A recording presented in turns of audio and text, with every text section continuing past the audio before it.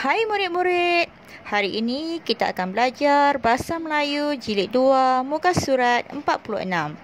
Tajuk Bucida yang Cantik. Standard pembelajaran 3.2.3. Mencatat maklumat. Objektif pembelajaran. Pada akhir pengajaran dan pembelajaran, murid dapat mencatat maklumat berdasarkan bahan. Aktiviti mencatat maklumat. Baiklah murid-murid. Murid-murid boleh lihat muka surat 46. Menulis. Tajuk Bucida yang Cantik. Murid-murid, apakah itu bucida? Bucida ialah pokok.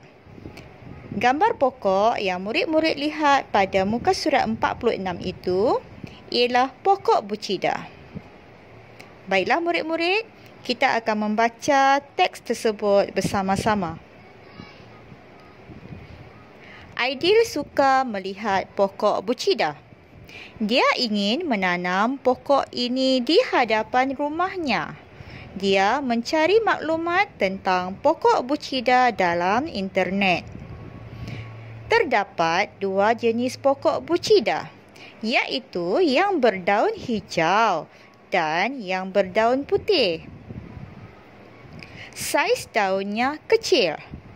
Dahan pokok bucida bertingkat-tingkat. Pokok ini mudah ditanam kerana tidak memerlukan penjagaan yang rapi. Oleh itu, pokok ini banyak ditanam di pinggir jalan, di taman dan di halaman rumah. Pokok bucida mempunyai akar yang kuat. Pokok ini dapat menahan tiupan angin yang kencang. Selain itu, orang ramai dapat berteduh di bawah pokok ini selepas penat bermain atau beriadah. Baiklah murid-murid, di bawah teks tersebut terdapat maklumat yang mana murid-murid perlu lengkapkan maklumat tersebut.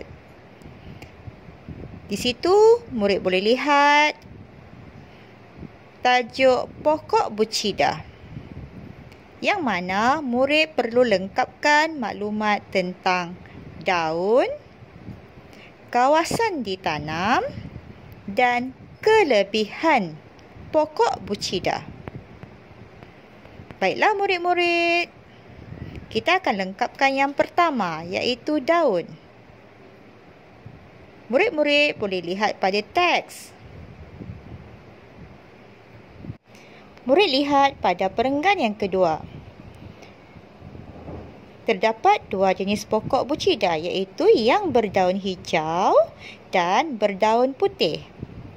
Jadi, jawapan yang pertama, hijau, telah pun terdapat di situ. Jawapan yang kedua yang perlu murid tulis ialah putih. Seterusnya, kawasan ditanam. Murid boleh lihat jawapannya pada perenggan 3. Oleh itu, pokok ini banyak ditanam di pinggir jalan. Yang pertama, yang kedua di taman dan yang ketiga di halaman rumah. Murid perlu lengkapkan maklumat di dalam kotak tersebut. Yang pertama di pinggir jalan, yang kedua di taman, yang ketiga di halaman rumah. Seterusnya ialah kelebihan pokok bucida. Murid-murid boleh lihat pada perenggan yang keempat. Kelebihan yang pertama ialah mempunyai akar yang kuat.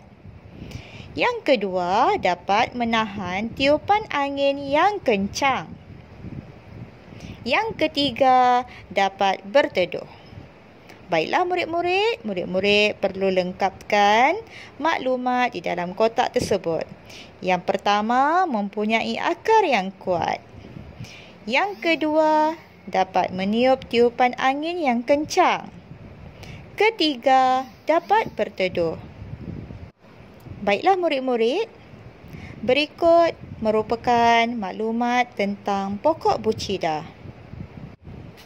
Sebagai latihan pengukuhan, murid-murid diminta menjawab buku aktiviti muka surat 48 dan 49. Sampai di sini sahaja pembelajaran kita pada hari ini. Sekian, terima kasih dan jumpa lagi.